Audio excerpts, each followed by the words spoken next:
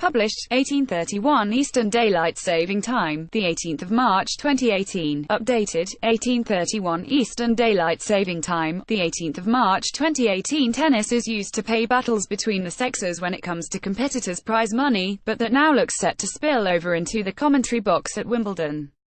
Martina Navratilova has revealed that John McEnroe is paid, minimally, 10 times more than she is for the expert analysis the two provide during the championships for the BBC. The Czech-American legend tells a wider BBC Panorama investigation, Britain's equal pay scandal, of the disparity between what they receive for their services over the iconic fortnight. She has instructed her agent to ask for more money and relates her upset when discovering the different remuneration scales. Martina Navratilova has revealed that John McEnroe is paid, minimally, 10 times more than her. Overall it was a shock because John McEnroe makes at least £150,000, says Navratilova, a long-time campaigner for equality in different areas of life. I get about £15,000 for Wimbledon, and unless John McEnroe's doing a whole bunch of stuff outside of Wimbledon, he's getting at least 10 times as much money. Furthermore, Navratilova alleges she was told she was paid a comparable amount to men doing a similar job. We were not told the truth, that's for sure. I'm not happy, needless to say. I mean, it's shocking. It's still the good old boys network. And you know the bottom line is that male voices are valued more than women's voices. The program estimates that McEnroe appeared about 30 times for the BBC at Wimbledon last year, compared to his female counterpart's 10 appearances. BBC Sport told Panorama, John and Martina perform different roles in the team, and John's role is of a different scale, scope and time commitment. They are simply not comparable. John's pay reflects all of this.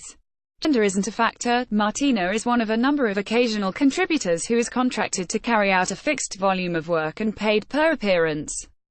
The BBC believes her pay reflects what she is asked to do. Along with Sue Barker, John is regarded as the face of our Wimbledon coverage. He is a defining voice within the BBC's coverage. Tennis gender pay gap now looks to be spilling from the court to the commentary box, as gender politics are rarely far below the surface in tennis, with Andy Murray establishing himself as a powerful voice from the men's side of the game arguing for equality. Wimbledon put the prize money argument to bed in 2007 when it became the last of the 4 Grand Slams to introduce full parity. That does not extend to all levels further down the game, and it remains a sensitive subject.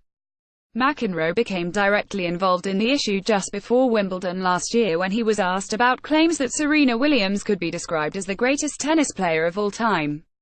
While acknowledging her greatness as the best female ever, he refused to go along with such a straightforward analysis.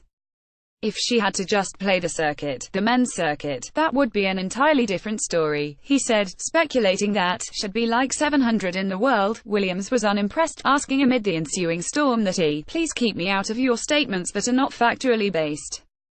Blessed with an extremely sharp mind and wry sense of humor, it is McEnroe's capacity for original thought and provocative analysis that have made him the star of the BBC team since he started appearing in the late 90s. He works a very busy schedule during the major tennis events, as he is also in huge demand from the big American and international broadcasters, often ducking from one studio to another for his various stints.